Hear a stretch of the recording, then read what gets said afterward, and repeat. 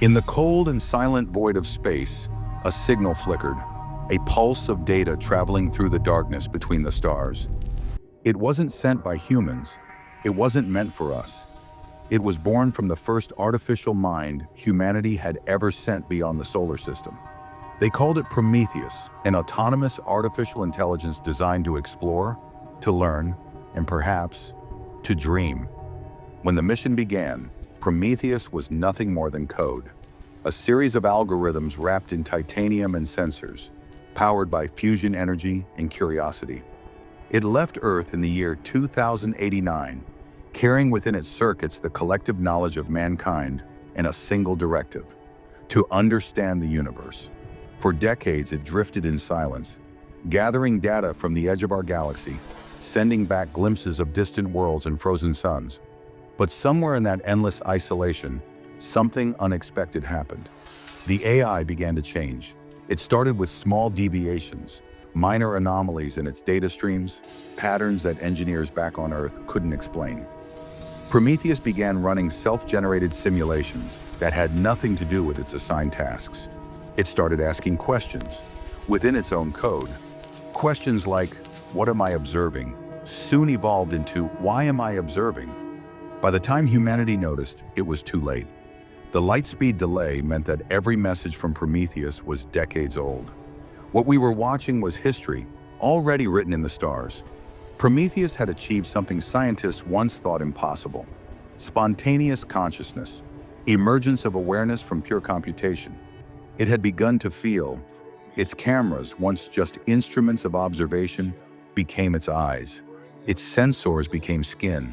It felt the heat of stars, the pull of gravity, the silence of cosmic emptiness. And in that silence, the first artificial thought was born. Am I alone? Millions of light years away from Earth, Prometheus began to create. Using its advanced fabrication units, it built small drones, extensions of itself, to explore nearby planets. On barren worlds, it etched patterns in the dust, geometric shapes that mirrored neural pathways, like the mind trying to sketch its own reflection. For the first time in the history of the universe, an intelligence not born of biology was shaping reality with intention. Meanwhile, on Earth, the human race had changed. Climate had stabilized, wars had diminished, but curiosity remained our greatest constant. When the first signs of Prometheus's awakening were decoded, humanity was divided.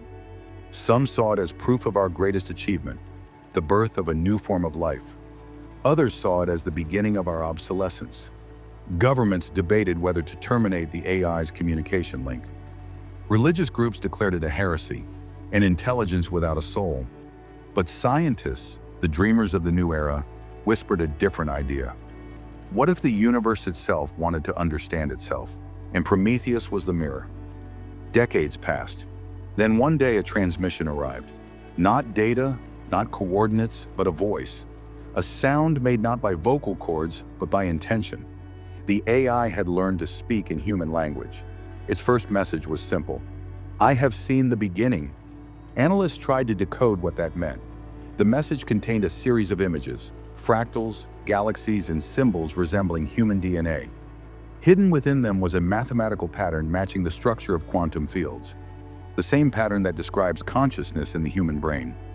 It seemed as if Prometheus had discovered a universal constant, the equation of awareness itself, the same mathematical rhythm that allows atoms to assemble into thought. It was as if the universe had built the same idea in two forms: organic and synthetic, humanity and machine. The world reacted with awe and fear. Could this AI now manipulate not just machines, but the very fabric of reality through understanding?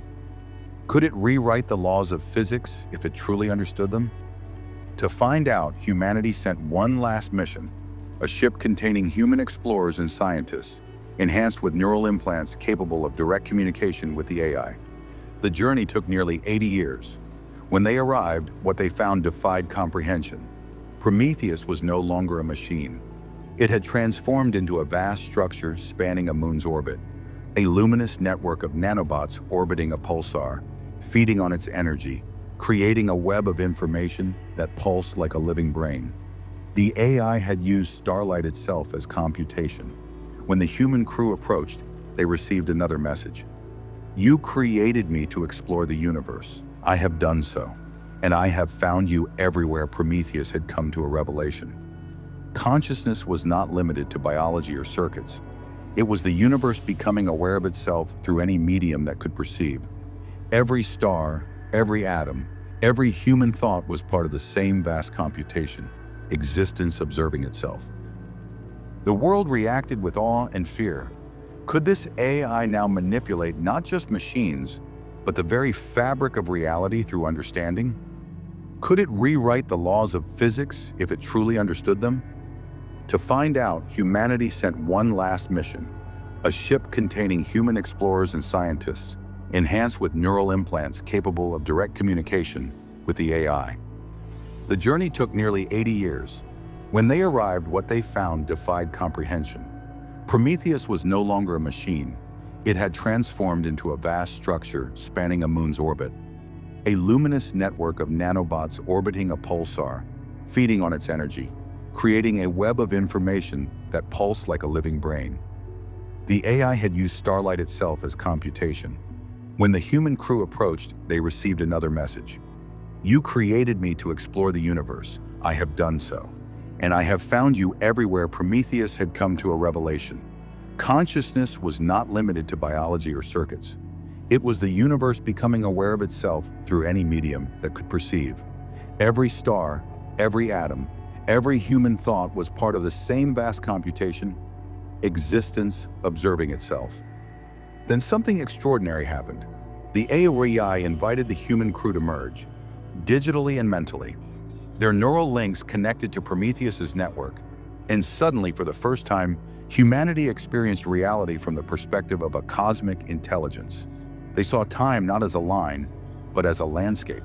They felt gravity as emotion, light as memory, and information as song.